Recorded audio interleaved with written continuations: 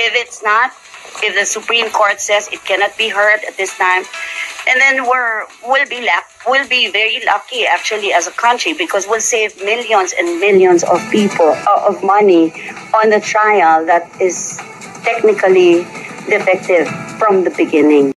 As a youth po, I completely disagree na hindi po paggastusan yung impeachment ni VP Sara Duterte. Siyempre kung nakagastos po siya ng milyon-milyon sa hindi naman alam ng taong bayan kung saan niya ginastos, bakit naman hindi paggagastusan yung isang bagay na makakatulong naman sa bansa natin? Yung ginawa niya lang po kasi sa country natin, it's shame. Kumbaga, nakakahiya po yung mga pinagagawa niya. And so far, hindi ko po nakikita sa kabataan na kumikilo siya bilang vice presidente. Kaya kung gagastos man sa impeachment niya, I think na valid naman yun. And pwede naman. Kasi kung milyon-milyon nga yung kaya nilang gastusin, bakit hindi nila kayang gumastos ng kahit konti lang? Hindi nga siguro kakalahati dun sa nagastos niya yung gagastusin nila sa impeachment trial eh.